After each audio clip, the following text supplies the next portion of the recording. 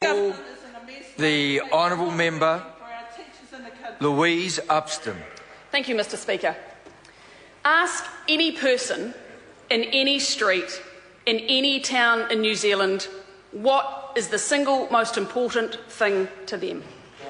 It's the economy, it's jobs. Interesting, Mr. Robertson, because in question time yesterday and today, I was waiting from the question from the opposition about jobs. They had this manufacturing jobs crisis last week, but not one question in the House. And it was interesting because actually I think that was more of a photo opportunity, and given the number of people who attended, you could have taken that photo in a phone box. Order. So instead, Mr. Speaker, this side of the House is focusing on what matters to New Zealanders, to hard-working New Zealanders who are doing their bit. And every speaker on this side of the House has spoken about growing the economy, has spoken about jobs. So, Mr. Speaker, I don't want to repeat the wonderful facts and figures about what this government has produced in that space. I want to turn instead my attention to the fantastic work that's been done in the area of welfare reform. Because, Mr. Speaker, this government is ambitious for New Zealand. So, Mr. Speaker, I want to read you a quote. We are actually trying to do something about the cycle of disadvantage that children of single parents on welfare dependency experience. The evidence is that those children have fewer opportunities in life if their parent continues on welfare payment and does not get an opportunity to connect to work. So this quote, is it from the Children's Commissioner's expert panel? No, it's not. Is it from the Minister of Social Development or the Minister of Economic Development, the Minister of Finance?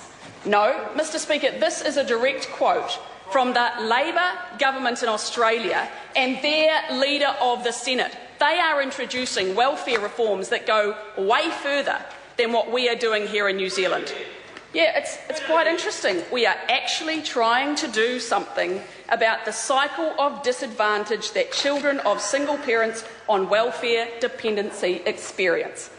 And so our Minister, Paula Bennett, is making gutsy decisions. We are doing the reforms that that side of the House didn't deal to when they had the opportunity. And as a result, 10,400, no, listen to the facts, 10,400 fewer New Zealanders on welfare. Join the dots. I've just quoted you. I've quoted you, your Order. partner party in Australia, and I thought actually the two Labor parties were very close, about the fact that welfare is not the answer in terms of lifting children and family up, but workers. And that's why, Mr. Speaker, they are putting full-time work requirements on sole parents when their youngest child is 8. It's not the Liberals, it's the Labor Party.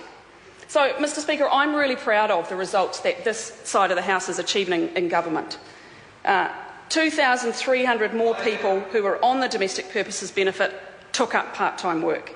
13,000 people went off the domestic purposes benefit into work. And those are results we should be proud of, because that side of the House is quite quick to talk about child poverty. What is the path out of poverty? It is work. But no, you're not willing to deal with, that side of the House was not willing to deal with the tough questions. Your counterparts in Australia are. They're doing it. If we look at the evidence